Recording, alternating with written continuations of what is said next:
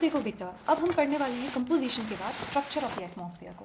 तो एटमॉस्फेयर क्या है? एक फिजिकल मिक्सचर है गैसेस का, या फिर आप कहना चाहिए कह सकते हैं कि एग्रीगेट है गैसेस का। ठीक है, गैसेस हैं डिफरेंट डिफरेंट टाइप की, है ना, along with water vapour and aerosols. ये सारी चीज़ें हमारे एटमॉस्फेयर में प्रेजेंट है और ये फिजिकल मिक्सचर है। अब फिजिकल मिक्सचर है मतलब केमिकल मिक्सचर नहीं है। केमिकल मिक्सचर में क्या होता है कि डिफरेंट डिफरेंट गैसेस है ना अपनी प्रॉपर्टी खो देती हैं जब कोई चीज़ केमिकली मिक्स बनती है। समझ में आई बात आपको? लेकिन ये क्या है? एक फिजिकल मिक्सचर है। फिजिकल मिक्सचर में हर एक गैस, हर एक इंडिविजुअल गैस की उसकी केमिकल प्रॉपर्टी अपनी रिटेन करेगी, है ना। तो ये जो मिक्सचर है ये कैसे बिहेव कर रहा है? ऐसा सिंगल एंटिटी बिहेव कर रहा है, और इस सिंगल एंटिटी को हम बोलचाल की भाषा में है एयर कह देते हैं। ठीक है, हम क्या कहते हैं? एयर है ना। तो ये एयर क्या? एक मिक्सचर ऑफ गैसेस है। समझ में आई आपको बात?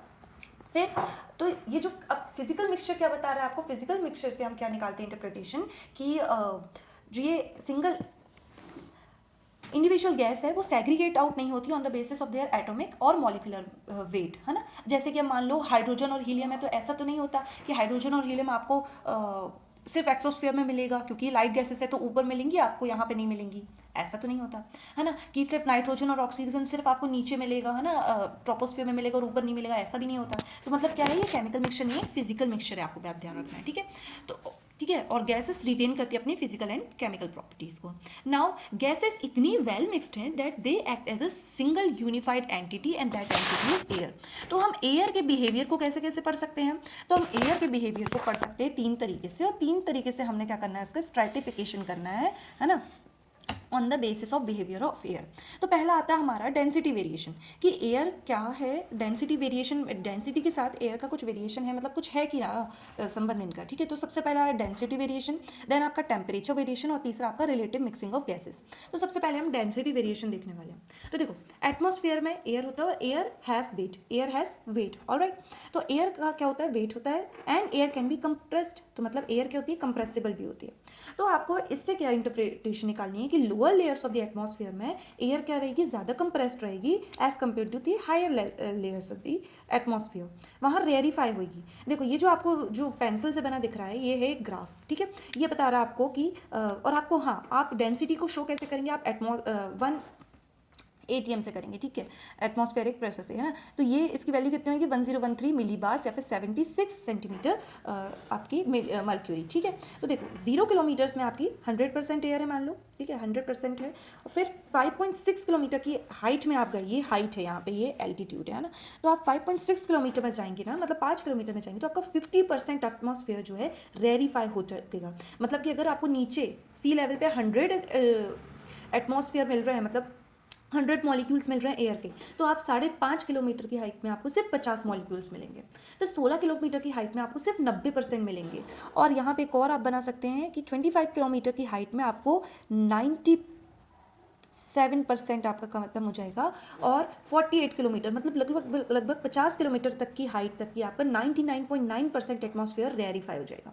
मतलब अगर आपको नीचे 100 मिल रहा है तो वहाँ सिर्फ एक मॉलिक्यूल मिल रहा है एयर का। आ रही बात आपको समझ में? तो इससे हम क्या बता सकते हैं कि that the bulk of atmosphere is कहना चाहिए आपको limited to the first 50 kilometre of the atmosphere from the surface of the earth. और इसको आप ऐसे ग्राफ में शो भी कर सकते हैं। समझ में आई आपको बात? अच्छा, percent proportion of gases is fixed only, absolute amount varies. इसका मतलब क्या है? इसको आपको बहुत अच्छे से समझना है इस लाइन को। ठीक है, कि आपका जो है एब्सोल्यूट अमाउंट बस वेरी करेगा। समझ में आ रही है आपको बात? कि आपके अगर 100 मॉलिक्यूल्स नीचे मिल रहे हैं तो आपको ऊपर 50 और फिर 90 और फिर 97 99% रेयरीफाई हो जाएगा। मतलब 50 मॉलिक्यूल्स मिलेंगे, 10 मॉलिक्यूल्स, 3 मॉलिक्यूल्स और 1 मॉलिक्यूल मिलेगा। एब्सोल्यूट अमाउंट वेरी कर रहा है, परसेंटेज प्रोपोर्शन जो है नहीं बदल रहा ऑफ गैसेस का। मतलब कि अगर आपको नीचे 78% नाइट्रोजन है तो ऊपर भी जितनी भी हाइट में आप चले जाएं, एक मॉलिक्यूल में भी, मतलब अगर कुछ मॉलिक्यूल मिल रहे हैं तो उसमें भी 78% आपको मिलेगा क्या? नाइट्रोजन। 21% ऑक्सीजन है तो ऊपर कितने भी चले जाएं आपको 25% ऑक्सीजन ही मिलेगा। तो इसका मतलब एब्सोल्यूट अमाउंट वेरी कर रहा है with density, percentage proportion of gases नहीं वेरी कर रहा है विद डेंसिटी, मतलब विद हाइट। ओके, मतलब विथ हाइट आपकी डेंसिटी चेंज हो रही है, आपका एब्सोल्यूट अमाउंट चेंज हो रहा है, आपका परसेंटेज प्रोपोर्शन चेंज नहीं हो रहा है। ऑलराइट, देन देखो फिर आता है हमारा टेम्परेचर वेरिएशन। तो टेम्परेचर वेरिएशन को हम लास्ट में पढ़ेंगे, इसके बाद हम पढ़ने वाले हैं रिलेटिव मिक्सिंग ऑफ गैसेस में।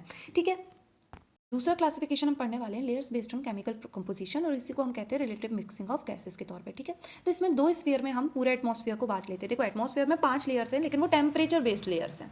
समझ में आ रही है आपको बात? इसमें 2 लेयर्स हैं, और ये 2 लेयर्स बेस्ड हैं केमिकल कंपोजिशन में, कि केमिकली कैसे कंपोज्ड है या फिर केमिकल नेचर क्या है यहाँ पे गैसेस का।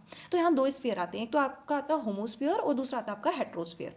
होमोस्फीयर आपका 0 किलोमीटर से 80 किलोमीटर तक की रहेगा, और यहाँ पे ना पूरी gases as a single unified entity की तरह बिहेव करेंगी। They are so well mixed that blended that they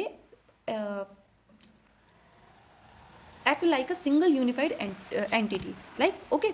तो ओनली एक्सेप्शन क्या रहेगा, वाटर वेपर, मतलब ये इतनी वेल मिक्सड हैं कि इनको आप अलग अलग नहीं बता सकते होमोस्फीयर में, ठीक है। 0 से 80 किलोमीटर तक की में आप इसको अलग अलग नहीं बता सकते। जैसे आप अभी भी मान लो आप कहाँ है, ट्रोपोस्फीयर में, तो आप अभी हाथ में रख लें तो आप नहीं बता पाएंगे कि ऑक्सीजन कहाँ है, ये कहाँ है, वो कहाँ है। जो हमने अभी पहली बात पढ़ी ना कि फिजिकली इन लोग मिक्सड हैं, तो यहाँ पे फिजिकली मिक्सड है, केमिकल प्रॉपर्टीज अभी भी रिटेन है, लेकिन केमिकल एटॉमिक वेट या फिर मॉलिकुलर वेट के हिसाब से इन लोग सेग्रीगेट आउट नहीं हो रही है, केमिकली इन लोग सेग्रीगेट आउट नहीं हो रही हैं।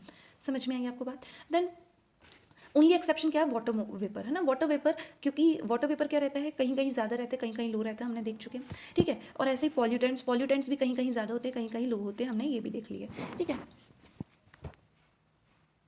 एंड ओजोन ऑल्सो, है ना। ओजोन भी कहाँ है, ओजोनोस्फीयर में मिलेगा आपको ज़्यादा, है ना। ओजोनोस्फीयर मतलब स्ट्रेटोस्फीयर में मिलेगा आपको, है ना। और बैड ओजोन तो बाकी आपको मिलेगा ही, है ना, ट्रोपोस्फीयर में। बाकी ये एक्सेप्शन है ओनली होमोस्फीयर की, ठीक है। फिर 80 किलोमीटर से 480 किलोमीटर तक की आपका आएगा हेट्रोस्फीयर। अब यहाँ पे gases in this part of the atmosphere are not evenly mixed, यहाँ से इवनली मिक्सड नहीं रहेंगी, मतलब सेग्रीगेट आउट होना चालू करेंगी। Gases are divided into distinct layers and sorted by gravity, मतलब कि डिस्टिंक्ट लेयर्स में गैसेस सेग्रीगेट हो जाएंगी अकॉर्डिंग टू देयर एटॉमिक और मॉलिक्यूलर वेट। लाइक हाइड्रोजन और हीलियम सबसे ऊपर चले जाएंगी, नाइट्रोजन ऑक्सीजन इन लोग नीचे आ जाएंगी, क्योंकि इन लोग हैवी गैसेस हैं, है ना। और सॉर्ट हो जाएंगी, सॉर्ट मतलब ऑर्गेनाइज हो जाएंगी एज पर द ग्रेविटी किस में ज़्यादा लगेगी, जिसका मास ज़्यादा होएगा ना, मतलब जिसका वेट ज़्यादा होएगा। और ये हाइड्रोजन हीलियम का ज़्यादा रहेगा, मतलब सॉरी कम रहेगा, तो इन लोग ऊपर रहेंगी, सॉर्टेड ऊपर रहेंगी, है ना। और नाइट्रोजन ऑक्सीजन नीचे रहेंगी, ठीक है। The lightest elements hydrogen and helium are at the margin of the outer space, and the heavier elements oxygen and nitrogen are towards the earth, है ना, ड्यू टू ग्रेविटी, ठीक है। It begins at around 80 kilometre and extends up to 480 kilometre, ठीक है। तो हमने 2 base पे classification इसका पढ़ लिया। की वीडियो में हम पढ़ने वाले हैं टेम्परेचर बेस्ड स्ट्रैटिफिकेशन को। समझ में आ रही है आपको बात? तो टेम्परेचर बेस्ड स्ट्रैटिफिकेशन हम क्यों कह रहे हैं, क्योंकि हर लेयर में टेम्परेचर में कुछ चेंजेस आएंगे।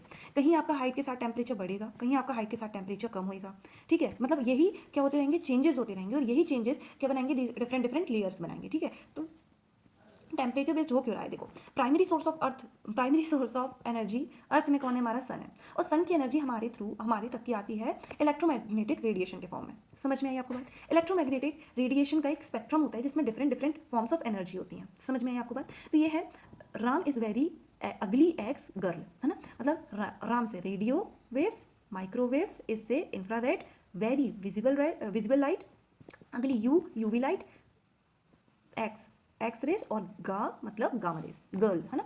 तो देखो गामा और एक्स रेज हमारी अर्थ तक की पहुंच ही नहीं पाती, ये पहले ही फिल्टर आउट हो जाती हैं by magnetosphere of the earth. Now UV rays को कौन रोकता है, ओजोन रोकता है। समझ में आ रही है आपको बात? फिर आता है हमारा विजिबल स्पेक्ट्रम से इंफ्रा, माइक्रो, रेडियो हमारी अर्थ तक की पहुंच पाती हैं। और ये सारी होती है हमारी मतलब ये जो इलेक्ट्रोमैग्नेटिक स्पेक्ट्रम होता है ये हमारे लॉन्ग वेव के फॉर्म में होता है, sorry short wave high energy वाली होती हैं, ठीक है। तो शॉर्ट वेव हाई एनर्जी वाली होती है, तो अर्थ इनको लेता है और अल्बीडो की वजह से क्या करता है, अर्थ रिफ्लेक्ट बैक करता है। बट अर्थ क्योंकि एक कूल बॉडी है, तो वो रिफ्लेक्ट करता है लॉन्ग वेव रेडिएशन को। देखो हमारी जो ग्रीन हाउस गैसेस हैं वो ट्रांसपेरेंट होती है शॉर्ट वेव लेंथ वाली एनर्जी से, बट ओपेक होती है लॉन्ग वेव लेंथ वाली एनर्जी से। तो ये जो ग्रीन हाउस गैसेस हैं वो क्या करेंगी कि जो इंसोलेशन आ रहा है, इनकमिंग सोलर रेडिएशन आ रहा है, उसको तो आने देंगी, लेकिन जो आउटगोइंग टेरेस्ट्रियल रेडिएशन अर्थ री एमिट कर रही है उसको पकड़ लेंगी।